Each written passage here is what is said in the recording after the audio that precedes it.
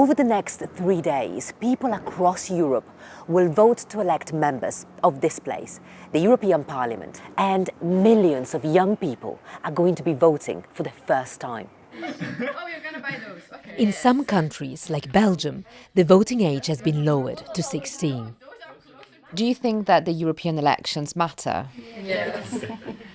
It's a very big opportunity for us, and I really like it because it gives us a voice that we never had before. I think it's really important that the European Union works together to work on migration. Europe has to step up and take action to further European military integration. Europe needs to be stronger because we can't always trust NATO. For me, also climate change, because it's especially important for the European elections, because you can't solve it only one country, you have to work together, and I think the European Union is a perfect place to talk about it and to try and find solutions. The tension is really getting real, and my history teachers now are really saying that it wouldn't surprise me if something would happen in the future, so that really scares me and my future, and thinking about my children and my future children. I don't have children now.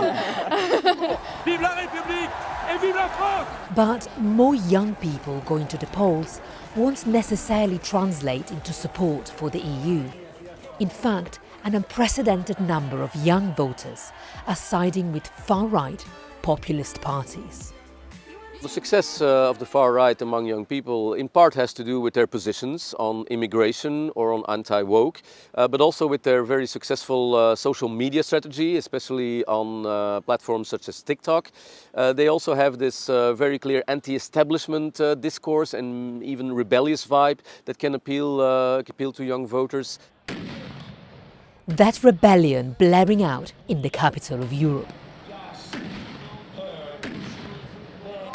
Hundreds of farmers have come to protest here in Brussels with their tractors. They've come from lots of different countries, and many of them are really young.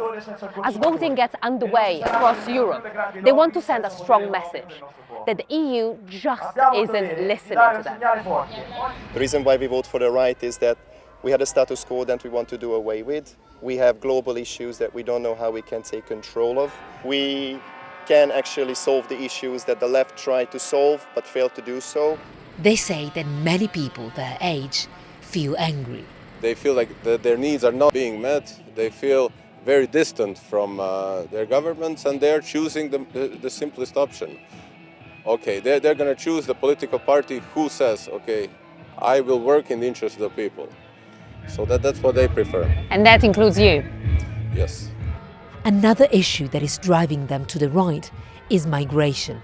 There is a big issue when it comes to security and when it comes to keeping in track of all the people that come in. So I think that Europe doesn't have the capacity to receive that many people. And that's why you're voting to the right? That's why I'm voting common sense. Common sense or not, many young people feel that the more traditional parties are not listening to their concerns. And that disconnect is what could deliver the most significant victory to the far right since the EU was founded more than half a century ago. Sofia Bettiza, BBC News, Brussels.